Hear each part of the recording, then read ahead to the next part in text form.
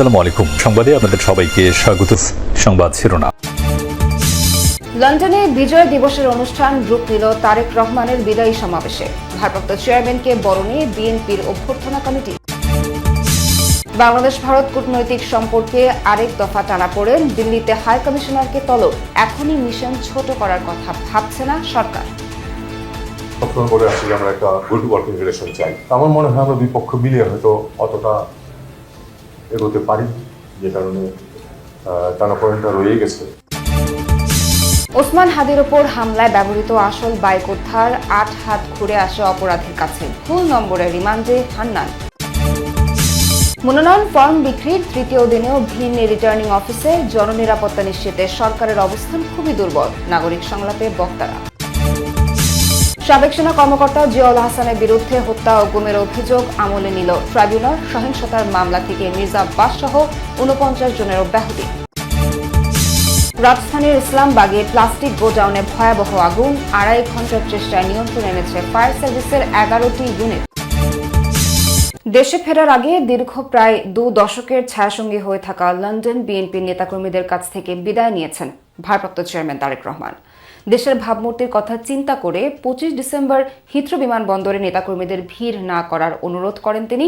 এ সময় দীর্ঘদিন পাশে থাকায় যুক্তরাজ্যের বাংলাদেশ কমিউনিটির প্রতি কৃতজ্ঞতা জানান বিএনপির এই শীর্ষ নেতা।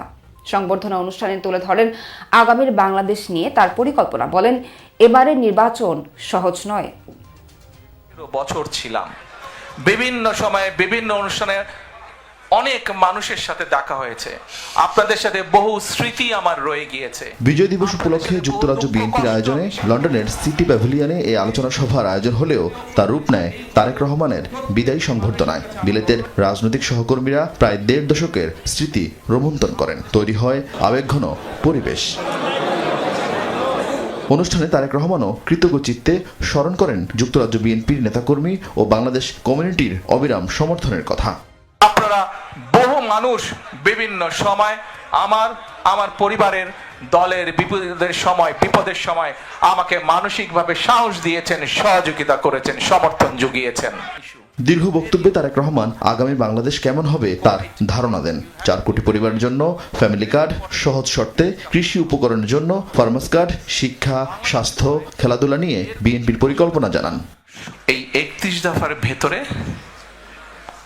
আপনার, আমাদের সকলের বেঁচে থাকার মৌলিক অধিকারের নিশ্চয়তা কিভাবে প্রদান করা যায় তার কিছু ডাইরেকশন বা পরিকল্পনা আছে।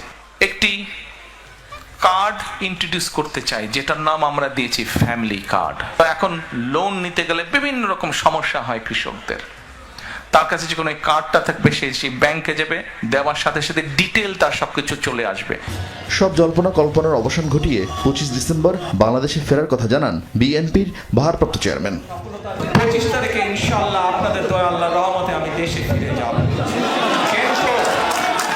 কিন্তু এখানে উপস্থিত, এই ঘরে উপস্থিত প্রত্যেকটি মানুষের কাছে আমার অনুরোধ, দয়া করে কেউ আপনারা এয়ারপোর্টে সেদিন যাবেন না।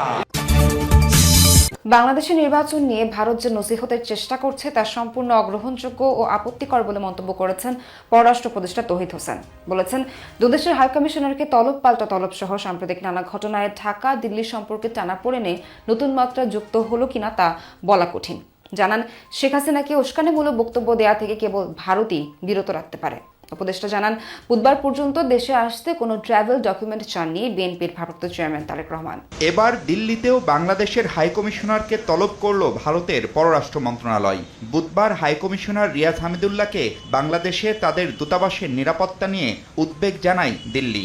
সেই সাথে ঢাকার ভারতীয় দূতাবাসের নিরাপত্তা ঝুঁকি হতে পারে এমন কার্যক্রমের ব্যাপারে অবহিত করার পাশাপাশি ঢাকা থেকে মিথ্যা ও বিভ্রান্তিকর তথ্য ছড়ানোর দাবি করে তারা। আসে অবাধ ও শান্তিপূর্ণ নির্বাচনের আহ্বানও। এর আগে গত 1 বছরে ভারতীয় হাইকমিশনারকে 5 বার তলব করেছে বাংলাদেশ। আমাদের হাইকমিশনারকেও তারা ডেকেছে, এটা খুব অপ্রত্যাশিত না, সাধারণত এটা ঘটে। এই মুহূর্তে আমাদেরকে নসিহত করার তো কোনো প্রয়োজন নেই, আমরা জানি আমরা কি করবো। আমরা একটা ভালো নির্বাচন করবো যেটাতে মানুষ ভোট দিতে পারবে এবং যাদেরকে ভোট দেবে তারাই নির্বাচিত হবে। বাংলাদেশে নির্বাচন কেমন হবে এটা নিয়ে আমরা আমাদের প্রতিবেশীদের উপদেশ চাই। এদিকে একই দিন দণ্ডপ্রাপ্ত সাবেক প্রধানমন্ত্রী শেখ হাসিনাকে ফেরত দেয়া সহ কয়েকটি দাবিতে march to Indian high commission কর্মসূচি পালন করেছে জুলাই ঐক্য। অবশ্য বাড্ডাতেই তাদের আটকে দেয় পুলিশ। এই কর্মসূচির জেরে বুধবার দুপুর 2টা থেকে নিরাপত্তাজনিত কারণে ভারতীয় ভিসা সেন্টারের কার্যক্রম বন্ধ করার কথা জানায় হাইকমিশন। এটি সাময়িক নাকি কয়েকদিনের তা এখনো জানে না পররাষ্ট্র মন্ত্রণালয়। তারা আজকে বন্ধ রেখেছে 2টার থেকে, এখন যদি গ্রীষ্মকালকে সেটা আমি জানি না। তাছাড়া আরেকটি কথা হলো যে ভিসার ব্যাপারে যে কোনো দেশ তাদের সিদ্ধান্ত নিতে পারে, এ ব্যাপারে কিন্তু অন্য দেশের কোনো কিছু সত্যিকার অর্থে কোনো কিছু বলা যায় না। এসব ঘটনায় বাংলাদেশ ভারত সম্পর্ক আরো জটিল হচ্ছে কিনা প্রশ্ন উপদেষ্টার কাছে। এটা বলা খুব কঠিন যে আরেকটা ফেজ শুরু হলো কিনা, কারণ ভারতের সাথে পয়েন্ট ছিল, এটা মেনে নিয়েই আমরা সবসময় বলে আসছি যে আমরা একটা গুড ওয়ার্কিং রিলেশন চাই। আমার মনে হয় আমরা দুই পক্ষ মিলিয়ে হয়তো অতটা এগোতে পারি, যে কারণে টানাপোড়েনটা রয়ে গেছে। মোটরসাইকেল, হেলমেট ও ভুয়া নম্বর প্লেট উদ্ধার করেছে সিটিটিসি। ওদিকে মোটরসাইকেলের নম্বর লেখার ভুলে আসামি হয়ে রিমান্ডে যেতে হয় আব্দুল হান্নানকে। নম্বরের শেষে 6-এর জায়গায় 5 লেখায় তদন্তে এমন গরমিল। ডিবি প্রধান জানিয়েছেন, ঘটনার সাথে জড়িত না থাকলে হান্নানের নাম বাদ দেওয়া হবে। বিজয়নগর কালভার্ট রোডে ওসমান হাদির উপর হামলার পর আশপাশের সিসি ক্যামেরার ফুটেজ সংগ্রহ করে আইনশৃঙ্খলা বাহিনী। প্রথমেই শনাক্ত হয় হোন্ডা হর্নেট সিরিজের মোটরসাইকেলটি, নম্বর ঢাকা মেট্রো ল 546375। বিআরটি এর সার্ভার থেকে মালিকের তথ্য নিয়ে মোহাম্মদপুর এলাকা থেকে শনিবার আব্দুল হান্নানকে আটক করে র্যাব। হান্নান আদালতকে জানান, মোটরসাইকেল তিনি 2 মাস আগে মিরপুরের একটি শোরুমে বিক্রি করেছেন, কিন্তু নাম পরিবর্তন করা হয়নি।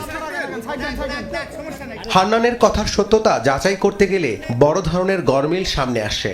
হাতে আসে ঢাকা মেট্রো ল 546375 নম্বরের মোটরসাইকেলটির বিআরটি এর রেজিস্ট্রেশন তথ্য। সেখানে মালিকের নাম আব্দুল হান্নান আছে ঠিকই, তবে ভিন্নতা ব্র্যান্ড এবং মডেলে। হামলায় ব্যবহৃত মোটরসাইকেলটি ছিল হোন্ডা হর্নেট সিরিজের, আর বিআরটি এর রেজিস্ট্রেশন তথ্য বলছে ঢাকা মেট্রো ল 546375 নম্বরের মোটরসাইকেলটি হলো সুজুকি জিক্সার। হান্নান যে শোরুমে বাইকটি বিক্রির কথা জানিয়েছেন, ওই শোরুমের স্বত্বাধিকারী জানালেন, পুরো বিষয়টি তিনি পুলিশকে জানিয়ে এসেছেন। হান্নান সাহেবের নামের একটি গাড়ি আমাদের শোরুমে সে বিক্রি করেছিল, কিন্তু এই মামলার সাথে জড়িত যে গাড়িটা নিয়ে, যেটা নিয়ে হান্নান সাহেব আটক ছিল, সেটা আমাদের কাছে বিক্রি করেন, এটা আমরা ক্লিয়ার করে দিয়ে আসছি। কারণ উনি যে গাড়িটা যে গাড়ি নিয়ে ঝামেলা, ওটা হচ্ছে ঢাকা মেট্রো ল 54 এটসেট্রা। আর আমাদের কাছে হান্নান সাহেব যে গাড়িটা বিক্রি করছিল, ওটা হলো ঢাকা মেট্রো ল 65। তো এই বিষয়টা আমরা মোটামুটি প্রশাসনের লোককে আশ্বস্ত করেছি। পল্টন থানার তদন্ত কর্মকর্তার তদন্তে উঠে এসেছে ওসমান হাদির উপর হামলায় ব্যবহৃত মোটরসাইকেলের নম্বর ঢাকা মেট্রো ল 546376। নম্বরের শেষে 6-এর জায়গায় 5 লেখা এই ঘটনা। এর কি জবাব আইনশৃঙ্খলা বাহিনীর কাছে আছে? ডিবি প্রধান জানান, মামলায় সম্পৃক্ততা পাওয়া না গেলে হান্নানকে অব্যাহতি দেওয়া হবে।